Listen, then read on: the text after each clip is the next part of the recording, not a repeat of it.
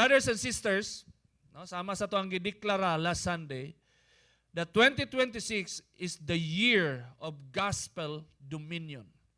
No, seryoso kay taana. We want to see that the gospel is dominating communities and campuses.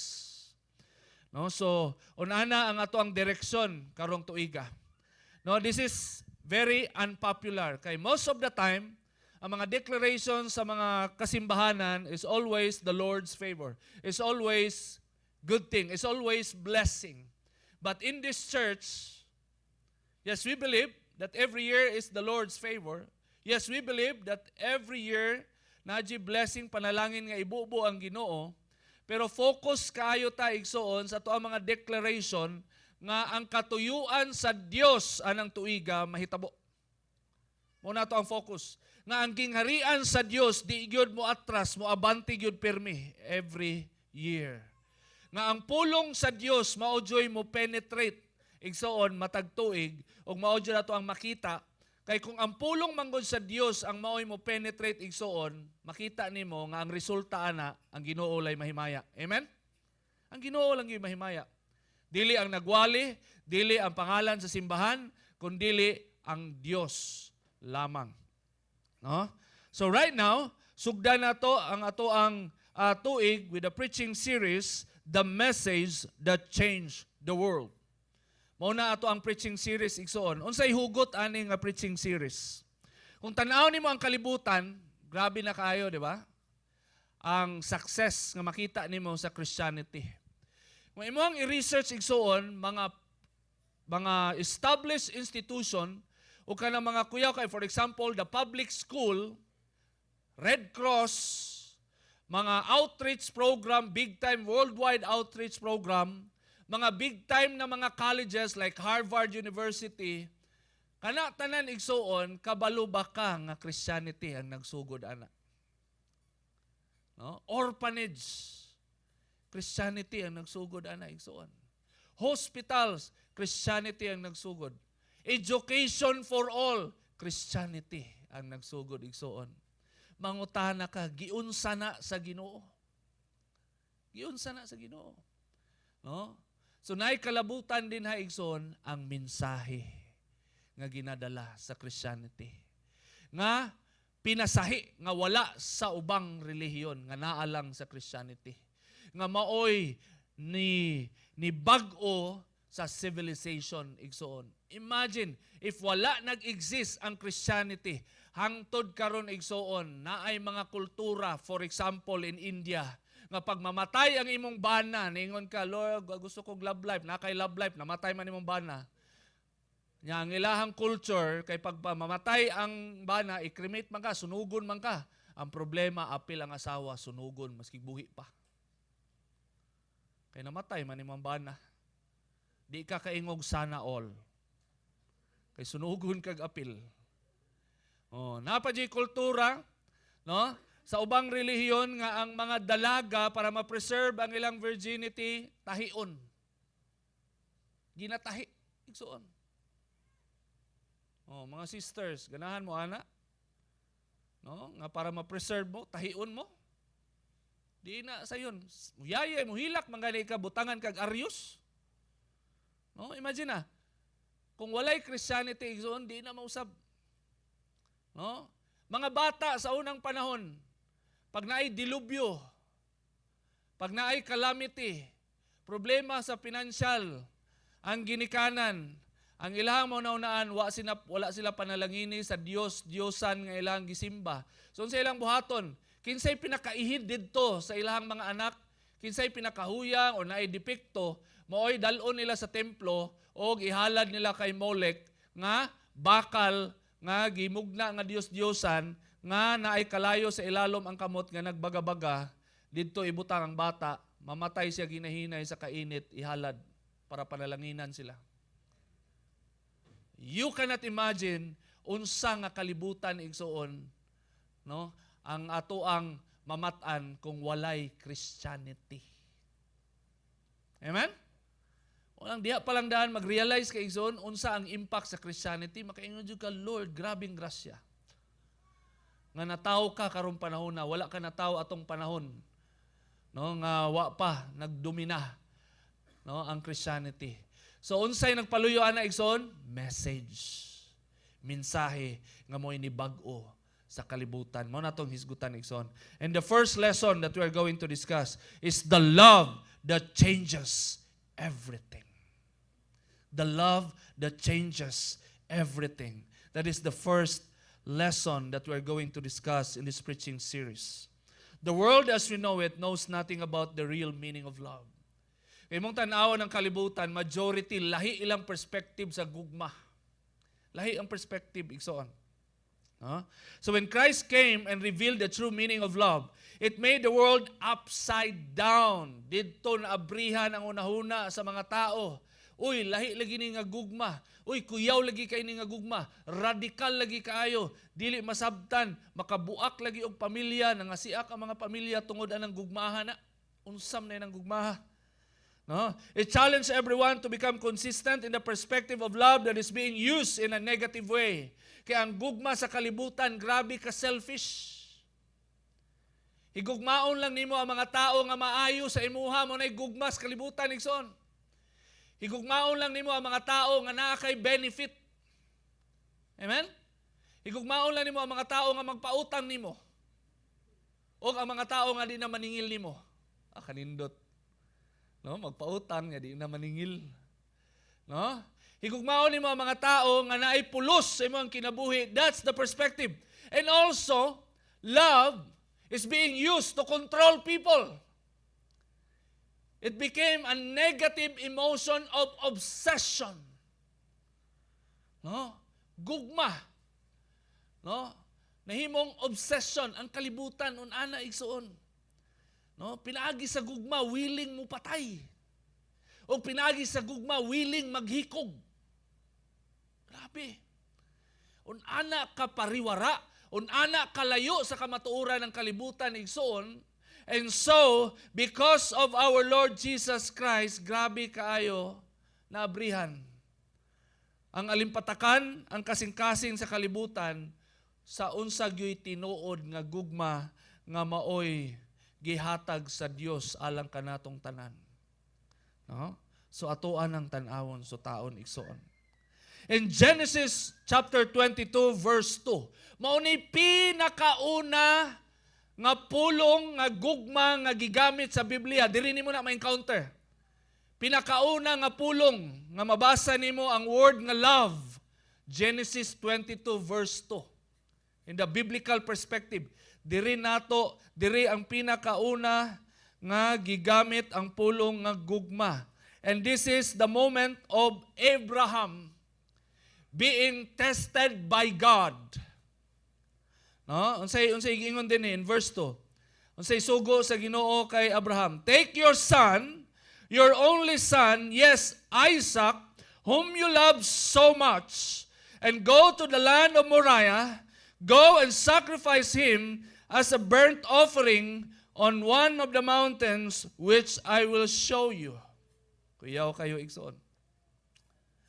Pinakauna nga pulong nga word nga love, mabasa nimo sa Genesis 22 verse 2. Si Abraham gitistingan sa Dios nga ihalad ang iyang pinakamahal, iyang the only son, ihalad dito sa mountain sa Moriah. And brothers and sisters, according sa mga Bible scholars, this scenario foreshadowed Jesus Christ. Nga naman igsoon, the same mountain na kung asa unta ihalad ni Abraham ang iyang anak nga si Isaac, the Mount Moriah, is also the same mountain where Jesus died on the cross. It's the same mountain. No? Yan, gingon din after 2,000 years, John chapter 3, verse 16. John chapter 3, verse 16. Unsay gingon? For God so loved the world that He gave His only begotten Son, that whoever believes in Him should not perish but have everlasting life. Grabe. Very parallel.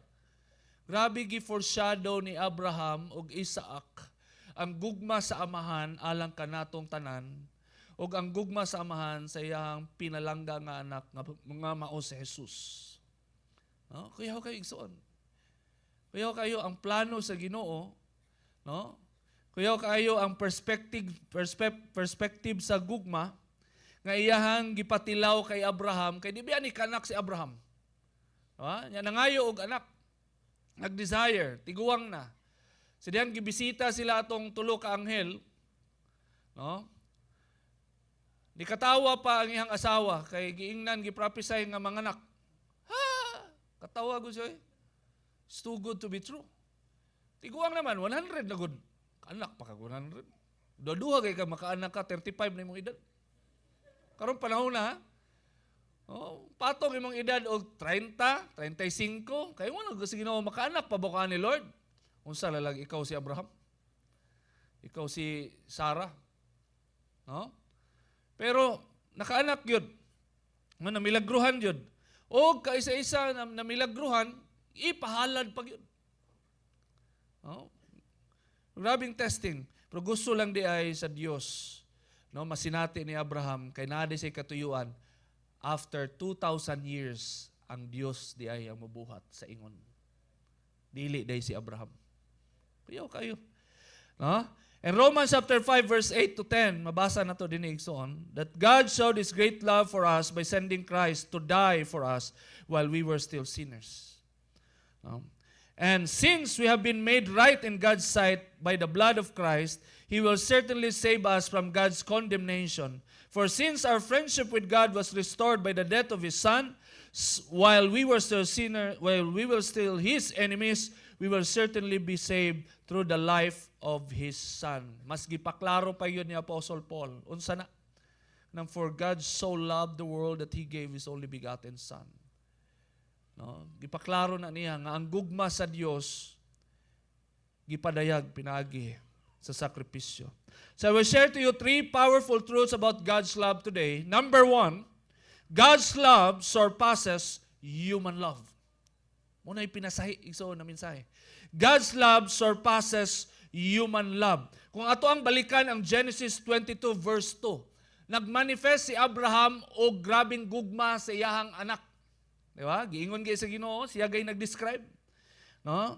Take your son, your only son, yes, Isaac, whom you love so much. Na-recognize na sa Ginoo nga grabe gimahal ni Abraham ang iyahang anak. Pero hangtod diha lang kutob igsoon na ay limitation ang gugma ni Abraham. Kay siyempre anak man niya, higugmaon jud niya og taman-taman. And tungod ana, grabe na test si Abraham ang iyang faith. No? Diha nga level napasara niya ang testing kay para kay Abraham, okay ra ni, ihalad na ko ni sa Dios, siya may naghatag, no, nga di man ko kaanak, akong asawa di kaanak, na milagruhan, gitagaan siya og anak. So walay imposible nga kung kuwaon siya sa Dios, kaya ra pud siya banhawon. It's the resurrection, the hope of the resurrection. Mo nang si Abraham gitawag siya nga man of faith jud siya. Tuog yun siya.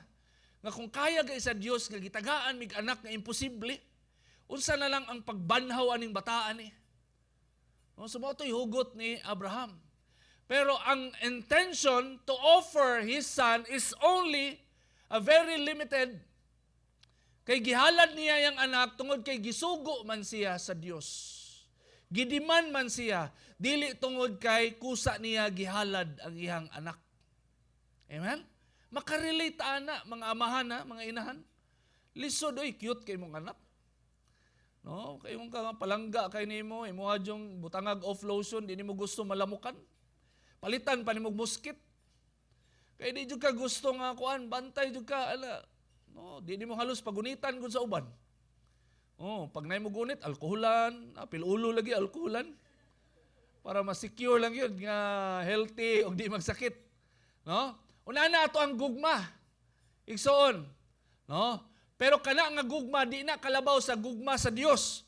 No, in John 3:16 ang ingon diri, for God so loved the world that He gave His only begotten Son, that whoever believes in Him should not perish but have everlasting life.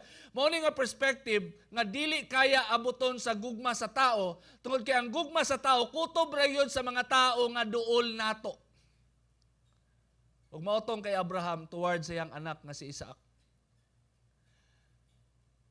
Mas nalisod to kung niingon ang Dios kay Abraham, Abraham, palangga ni mong anak. Yes, Lord, palangga jud kay nako ni. Sure ka? Yes.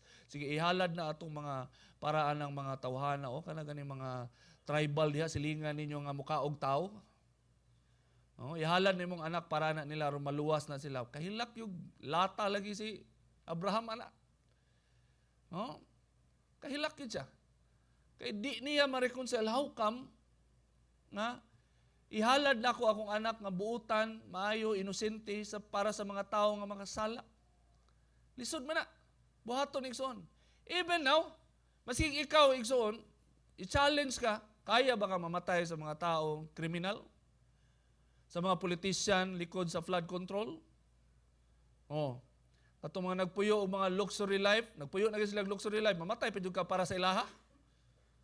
Wa ka nabahinan? Oh? Imagine na, lisod kay na sa igsoon, pero grabe gi-emphasize sa Ginoo nga mao ni iyang gugma.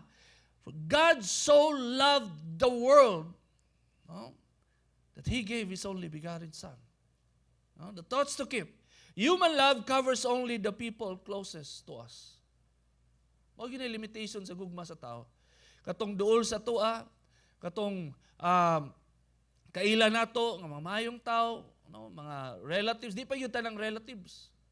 Mga anak nimo na pa jud kay favorite. No, di pa yun tanan nimo favorite. No, kay pareha man mangayog allowance pero nay pinalabaw gamay ba? No? Di pa yun anak, imperfect kayo ang tao jud. Lahi gyud ang perspective sa gugma. Grabe ka limited. Pero ang gugma sa Dios igsoon, God's love covers the whole creation. No? Diri na shock ang kalibutan. Kaya ang gugma nga naandan nato, it's very, very selective. Very, very selective. It's very, very limited. No, katulang yung tao nga duol sa tuwa. Pero ang gugma nga ginawali sa Christianity, ang gugma nga nagikan sa Dios, it covers everyone. Covers everyone. Including the people that you hate so much in your life. Gihigugma pud sila sa Ginoo. Amen? No? Mga tao nga pinasagdan, mga tao nga ginaiwasan, mga tao nga layo kayo sa Dios. Gihigugma pud sila sa Dios. Amen? Ug kana nga mensahe mao nay nibag-o sa kalibutan igsuon. Even human rights igsuon nagikan sa Christianity. Na tanang tao, as long as tao ka, naa kay right. Amen? No? The second point, powerful truth about God's love. First, God's love surpasses human love. Second, God's love can only be understood through sacrifice. God's love can only be understood through sacrifice. Kung yung kagugma sa Dios, grabe, di yung kasabot ang tao, di kasukod, ana igsoon. God loves you. Di yung ka kasukod, di yung ka kasabot, ana. Hangtod sa, di ni mo mabati, di ni mo madungog, igsoon, nga ang gugma di nga pasabot sa Dios, para lang makasabot ang katawhan sa kalibutan, iyang gipadayag pinaagi sa sakripisyo. Muna mabasa na to sa Romans chapter 5 verse 7 to 8. No, ang gingon din Now, most people would not be willing to die for an upright person, though someone might perhaps be willing to die for a person who is especially good.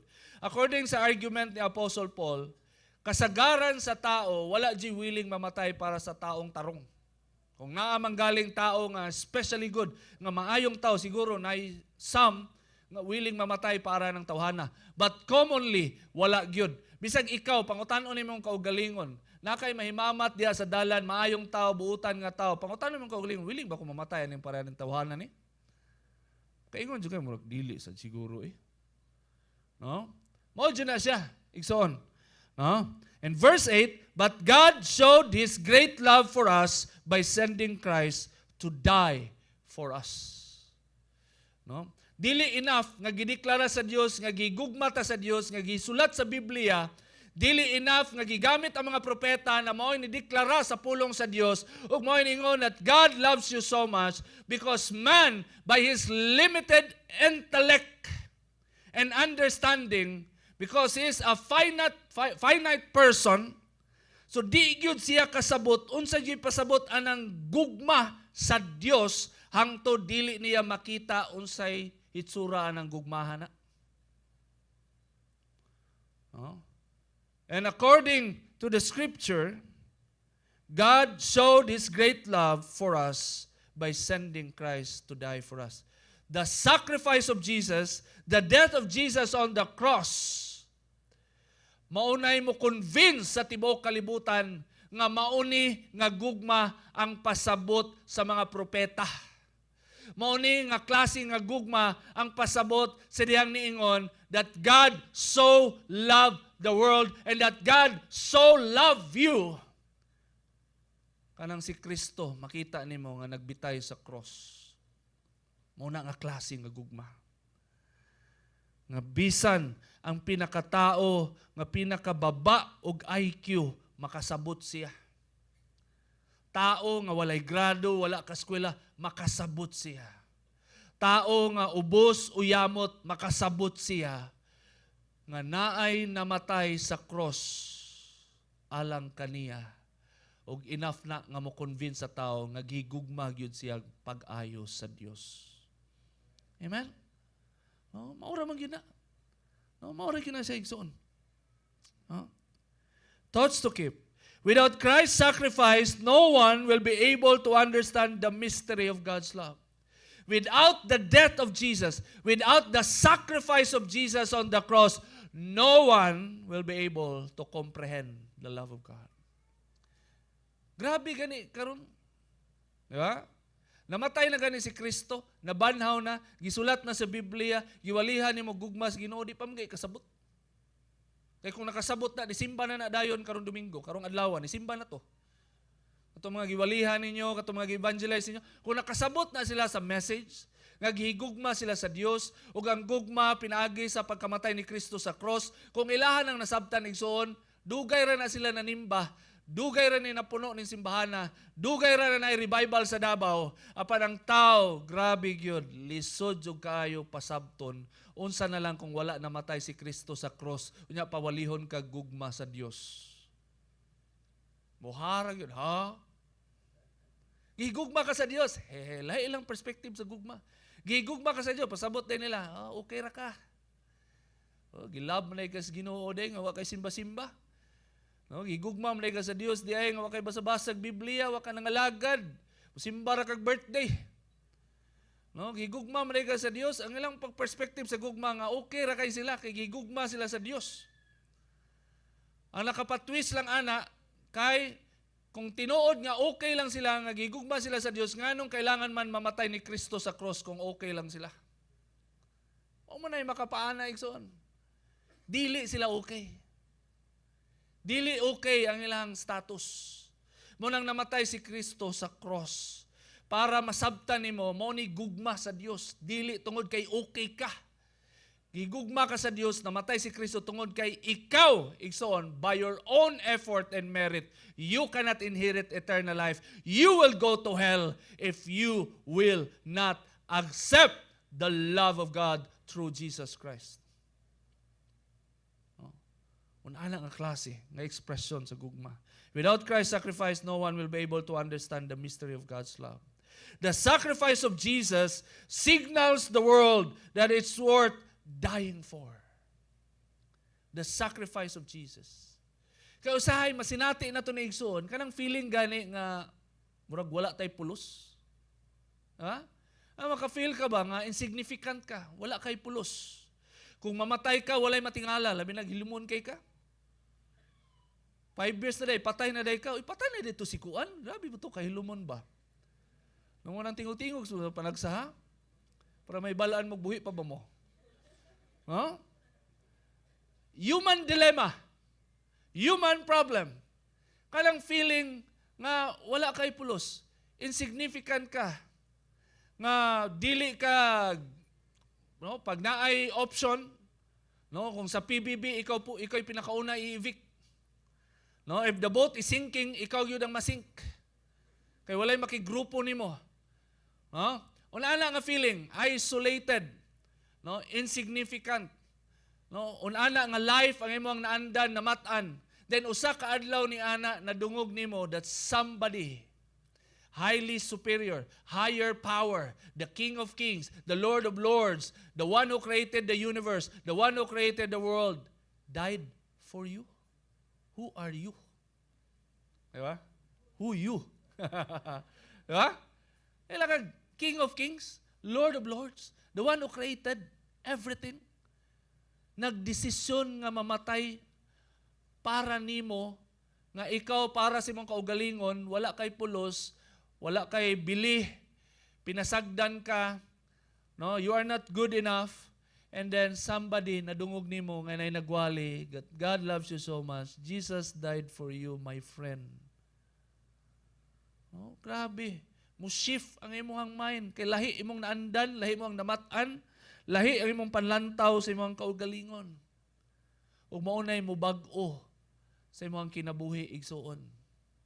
No? Nga all throughout sa imong life, nagpuyo ka og bakak. All throughout sa imong life. Dili tinuod nga wala kay pulos. Dili tinuod nga you are insignificant. Dili tinuod nga basura ka. Because ask yourself, if that is true, nganong namatay si Jesus sa cross? Namatay ba siya para sa mga basura? No. Angay bang kamatyan ang mga basura? Angay bang kamatyan ang mga butang nga walay bili sa katilingban? Munay dako nga pangutana. Pero ngalan nga namatay si Kristo, di na to madinay igsoon. It means that you are worth dying for. Inay mo katapad, you are worth dying for. Dili lang si Pinoy. Diba? Sayaw na nagikan. Filipino is worth dying for. Pinoy. Binoy. Oh, Binoy. Ninoy day, Ninoy. Ninoy. No? Mo na nagpauso ala. Oh, si Ninoy day, Ninoy. Ano? Kalaban sa mga Duterte, kalaban sa mga Marcos. Ha? So, kani nga mensahe so, no? Daghan ang kinabuhi na bag-o ani. No? Kung dili katingalahan igsoon nga kanunay, kada adlaw, kada semana, kung mao ni iwali sa mga Kristohanon, dili ang pangalan silang simbahan, dili ang kanindot silang simbahan, dili ang sistema sa simbahan, dili ang kadato sa simbahan, kundi ang mensahe nga nahisulat sa Biblia, daghag kinabuhi, malamdagan ug mabag-o ug maluwas igsoon. Amen? Amen. The third point, no? The first point na ito ang na-discuss, God's love surpasses human love. Second, God's love can only be understood through sacrifice. And third, God's love accepts the worst in all of us. God's love accepts the worst in all of us. Isa sa problema sa tao, kini, igsuon, nga ma-address sa pulong, no, sa gospel. Sa tanang nabuhat nako sa akong kinabuhi. Mga butang nga ako ang gikaulaw. Nga apil ako dili kadawat nga nabuhat nako to. Naa pa kaya'y makadawat nako. Ala nga pangutana. Daghag na trap ana. Daghag naghikog ana. No, kay nagmahay sila, nagregret sila, kay naa sila'y gibuhat sa ilang past nga di na ma-reverse. It's irreversible. The damage has been done. It is irreversible. No, nasira na ang kinabuhi. Dili na kaya i-restore. Ang pangutana, naa pa kaya'y makadawat kanako? Mauna nga problema sa tao igsoon nga ma-address sa gugma sa Dios. No, basahon na to Romans chapter 5 verse 8 to 10. Gingon dire, God showed His great love for us by sending Christ to die for us while we were still sinners. While we were still sinners, while we were so lost, while we were so far away from God, that is the moment when God decided to send His Son to die for us. Not in the moment that you are spiritually okay. Not in the moment that you are doing fine, that you are good. Dili na nga mga moment, ison. Katong panahon na wala gyoy himaya ang Dios sa imong kinabuhi. Panahon nga grabe ka na lugnok sa sala, na lumos sa sala, naglangoy-langoy sa sala. Sa panahon nga makaingon ka nga layo jud kay ka sa Ginoo, mauna nga takna igsoon, nagdesisyon ang Dios nga pakamatyan ka. No? Gato pa yung ipadayon. And since we have been made right in God's sight by the blood of Christ, He will certainly save us from God's condemnation. For since our friendship with God was restored by the death of His Son, while we were still His enemies. Take note of this. Underline ako. Ato ang palawman kanang pasabot anang while we were still sinners, Christ died for us. Mayong kag sinners, yung ka, okay, we are all sinners, we are all imperfect, manapay mas lalom ana. Kung mayong ka og sinners, in the biblical perspective, it's also mean that you are an enemy of God. Kalaban ka sa Diyos. No? Kalaban ka sa Diyos. No? Giingon gani din basahon nato in the following verse, Psalm 7 verse 11, para masabtan nimo unsa ang weight sa gugma sa Dios. Unsa giingon diri? God is an honest judge. He is angry with the wicked every day. Every day, God is not happy seeing wicked, unrighteous, sinners, people. Wala nalipay ang Diyos. Wala nagtingsi ang Diyos. According to the Bible, suko kay siya. Nasilag siya sa mga makasasala. Kalaban niya ang mga makasasala. Then ask yourself, if you are an enemy of God, then why God decided to die for you? Di mo na masukod. Unsa na nga gugmay. Kanang tao, kanang ma-feel mo literal, makalrelate ana. Natay kalaban. Natay mga tao nga hate kay nato sa una. Pus literally mo ma-feel ang indignation. Nga pag makita niyo, masugatan niyo sa daan, is either iwasan niyo or imong bigyan. Nga gamay lang yun. Ano? Oh? Grabe. Nakay ma-feel nga una literal jud indignation. Rat sa imong sulod nga lami jud kay manimalos. Mas isa lang dyan, matsambahan mo nang niagay giingon nga walay sukod sa panimalos. Ha? Gilaparo lang ka, gireplyan ni mo kumo na kumatos. Nakabayad pa ka. Oh. Daghang mga tao nga wala ka kontrol na nagtingkagol na sa prisuhan. Kay walay sukod ang panimalos sa usa ka tawo nga napuno og hatred, kalagot, kasakit, o pagpanimalos sa iyang kasing-kasing tungod sa mga tao nga ni-hurt sa iyaha, no nitamay sa iyaha, o nibuhat og di mao, mo nang nakay grabe nga kayugut-gut. Ang Dios usab igsuon na asay mabati. Every time mo tan-aw siya tao nga makasasala, grabe niya ma-feel. Ang giingon gyud diri, He is angry with the wicked every day, kada adlaw. Grabe. Suko kayo ang Dios. Oh. But in the New Testament, God so loved the world. You try to understand this kind of love. Suko kay sa nimo, pero grabe ang iyang gugma nimo nga na-overcome niya iyang kasuko, o mas grabe pa, kay wala lang kaniya gigugma sa pulong lang, nga naa say lagot yun sa imo kay makasala kay ka, pero naa say gugma nimo, o wala lang, dili lang gugma sa pulong, namatay siya alang nimo. Unsa na nga klase nga gugma? Huh? Well, we were an enemy of God. Gihimo tang higala sa Dios pinaagi sa pagkamatay sa iyang anak. Grabe. Naunaan nagkadaghan igsoon.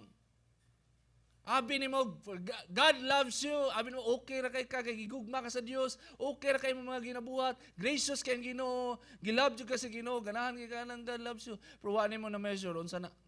Say pasabot sa Ginoo na. Nga bisan pa man, nasilag siya sa imong binuhatan, gipili niya nga pakamatyan ka.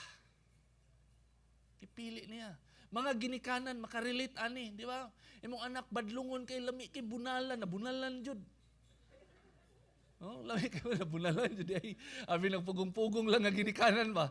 Di ba kanang naigibuhat imong anak nya was murag para sa mo grabe man kaya alam bunalan jud nimo pero di ba as ginikanan pagkahuman hukaran. Oh, kaon na dito. Naiham. Oh, paano pagham? Bag-ura na bunalan. Giuhaw ka na soft drinks sa ref. Napay soft drinks. Ginikanan, kayong kausay, magunawala ko ng mga ginikanan. Saan man yung pagkaginikanan? Suko kay ko, tapos pagkauman karon hatag nagkagalawan si mong anak. Kaya ang system sa family, grabe siya nakaangkla sa Dios. Di lang nato maisa-isa og sabot. No? Usahay muralag ba, kuha lang nato ba, nga ana lang, mixed emotion lang. Pero ang Dios, naapod sa iyon ana nga emotion. Nasuko siya, at the same time, nahigugma siya. Amen?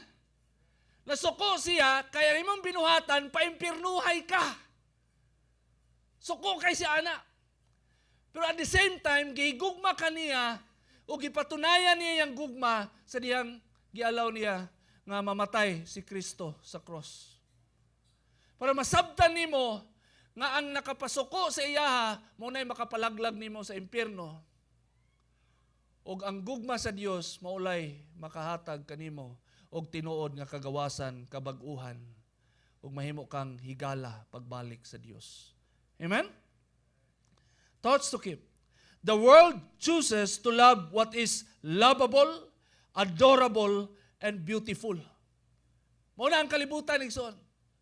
No, mao na ginapili sa kalibutan nga klase nga gugma o klase nga mga tawo nga higugmaon, lovable, adorable, and beautiful. Mogay na ang social media, grabe kaayo nakaangklaan nga principle nga pag adorable ka nga tao, daghan kag followers. Diba? Daghan kag likes, nagaganahan nimo. Pag mag-post ka, walay nag-like, lain kay mong paminaw.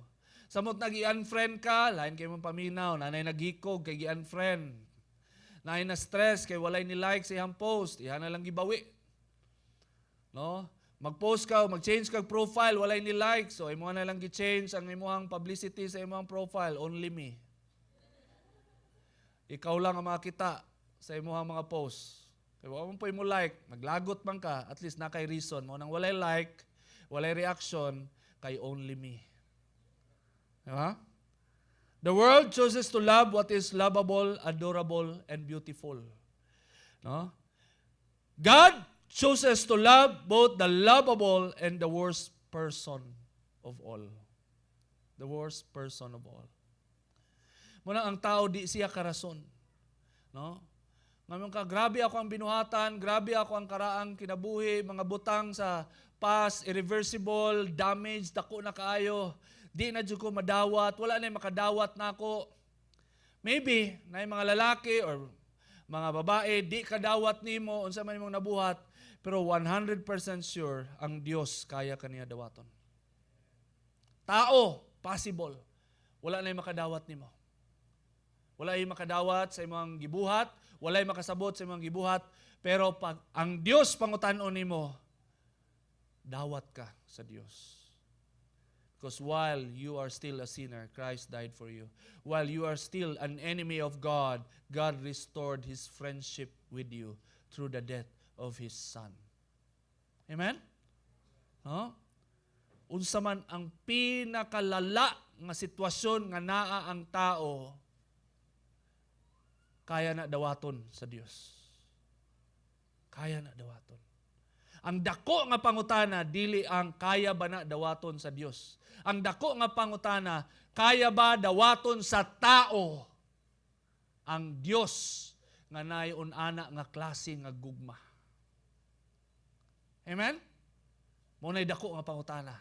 Dili ang pangutana nga, Lord, kaya ba ko nimo i-accept? Lord, grabe ako ang binuhatan. Lord, grabe ako mga tinaguan. Lord, grabe ang damage nga na-create. Grabe, wala na dyan kay kapadulngan, depressed ka, gusto na ka mamatay. Kaya pa ba ka i-restore? Kaya pa ba ka dawaton sa Dios? Mali na nga pangutana. Ang pangutana, kaya ba nimo dawaton nga gihigugma ka sa Dios o gusto sa Dios nga matarong ang imong kinabuhi? Gusto sa Dios nga dawaton nimo yang anak nga mao si Jesus. Himuon nimo siya nga imong personal nga Ginoo ug manluluwas. Kaya ba nimo dawaton nga maunay dako nga gugma og plano sa Dios sa imong kinabuhi para matarong ang imong kinabuhi? Mao na nga pangutana igsuon nga dapat ipangutana sa usa ka tawo. Amen? Kaya ba nimo dawaton nga unani nga klase nga gugma nga atong gihisgutan karon, sukwahi sa gugma sa kalibutan. Amen? Word to remember. The revelation of God's love through the sacrifice of Jesus on the cross awakened the world from worldly, self-serving, and obsession-driven kind of love. Because God's love is for all, then everyone will be given a chance to be understood and feel accepted. Igsuon, nagpuyo ta sa kalibutan na grabe ang need to be accepted. Social media, grabe, ma-feel sa kalibutan na gusto sila, na imudawat nila to fight rejection. And somehow, gialaw na sa Ginoo para masinati sa tao ang brokenness kay walay tao or walay being ang tinud-anay makadawat sa tao kundi ang Dios lang ang mo'y nagmugna sa tao. Siya ra gyud. Amen? Ang Dios lang. Let us all stand.